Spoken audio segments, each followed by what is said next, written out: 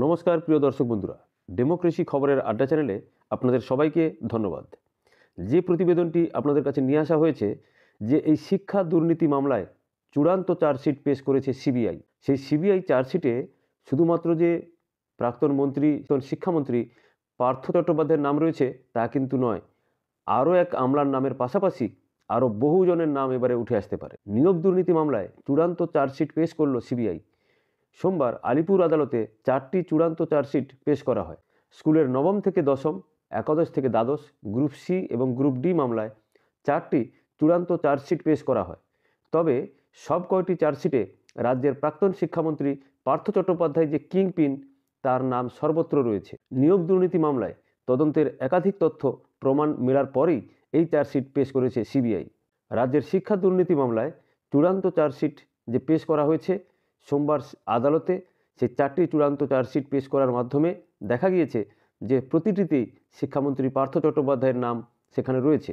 অবশেষে এই শিক্ষা দুর্নীতি নিয়ে যে চূড়ান্ত চার্জশিট পেশ করেছে সিবিআই, সেই সিবিআইয়ের তরফে সাপ্লিমেন্টারি চার্জশিট পেশ করা হয়েছিল তার আগে, কিন্তু আদালতে 4টি চূড়ান্ত চার্জশিট যে পেশ করা হয়েছে সেখানে দেখা গিয়েছে যে নবম দশম, একাদশ দ্বাদশ, গ্রুপ সি, গ্রুপ ডি মামলায় চূড়ান্ত চার্জশিট সেখানে পেশ করা হয়েছে। 4টি চার্জশিটে রাজ্যের প্রাক্তন শিক্ষামন্ত্রী পার্থ চট্টোপাধ্যায়ের নাম রয়েছে বলে জানা যাচ্ছে।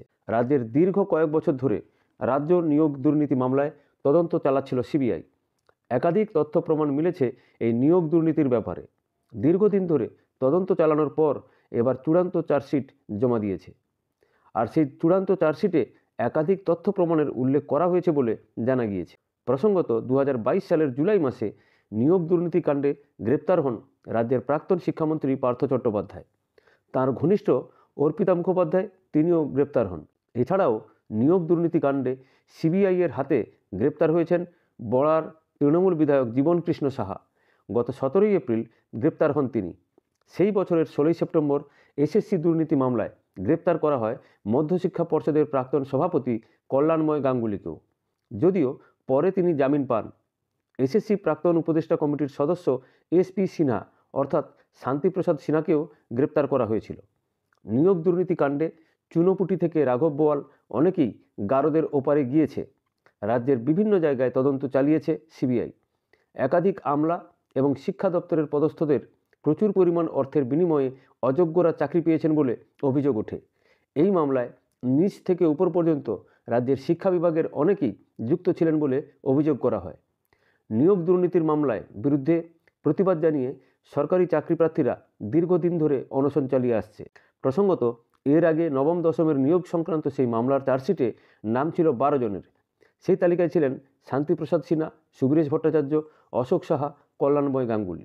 এখন দেখা যাক পার্থ চট্টোপাধ্যায়ের মামলার হাত ধরে তার মুখ থেকে আরও কোনো বড় রাঘব বোয়ালের নাম বেরিয়ে আসে কিনা। আর যদি বেরিয়ে আসে আপনারা বুঝতেই পেরেছেন তাহলে অবস্থাটা কোন দিকে কী হতে চলে। ফলে আপনাদের অনুমান কি সেটা অবশ্যই কমেন্ট বক্সে জানাবেন। আর ভালো লাগলে চ্যানেলটিকে লাইক এবং সাবস্ক্রাইব করবেন। ধন্যবাদ, নমস্কার।